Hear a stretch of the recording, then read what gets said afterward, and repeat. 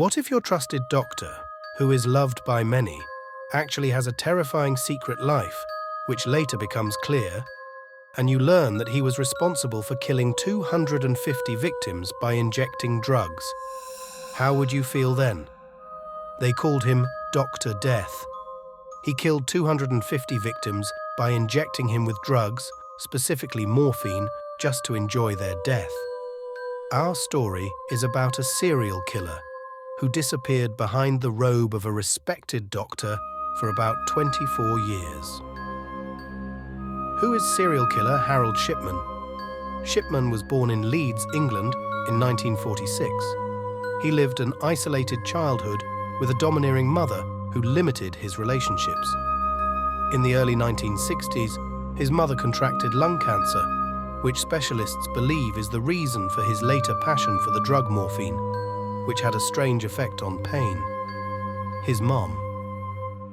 He joined the Faculty of Medicine to study general medicine in Leeds and began working in 1970 as a doctor in a public hospital until he became independent, where his story began to take shape and develop.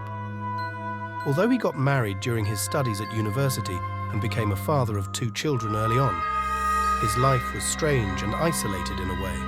Strange. The beginning was with his addiction to drugs. Perhaps his early loss of his mother was the reason, or perhaps not.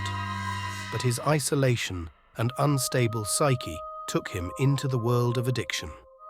Because he was a doctor who was able to obtain the strongest type of drug, which is morphine, his matter was soon exposed, and he was dismissed from his job and punished with a fine.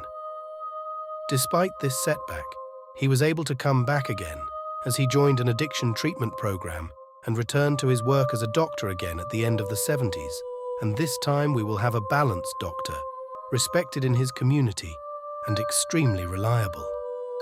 He worked as a practicing physician at Donnybrook Medical Centre in Hyde County, England. He worked for 20 years, and despite everything he was doing, no one found out about him. He would select patients with the fewest relatives, inject them with morphine, enjoy their addiction, and then finally kill them with a lethal dose.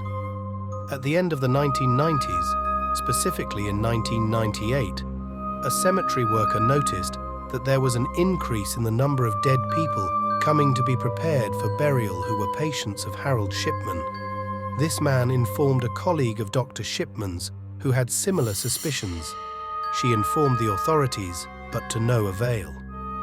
There was little evidence of this until the death of Kathleen Grundy, an 81-year-old woman who had been one of Shipman's patients.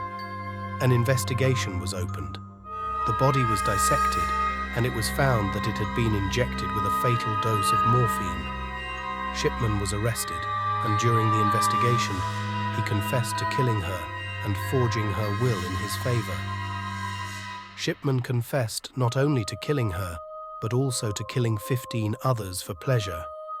It was later proven that he was responsible for the deaths of 250 people over 24 years, whom Shipman killed while enjoying their death with morphine. The court sentenced him to 15 life sentences without the possibility of parole. And in 2004, the body of Harold Shipman, a suicide, was found in his cell in one of England's maximum security prisons. This is the story of the killer doctor.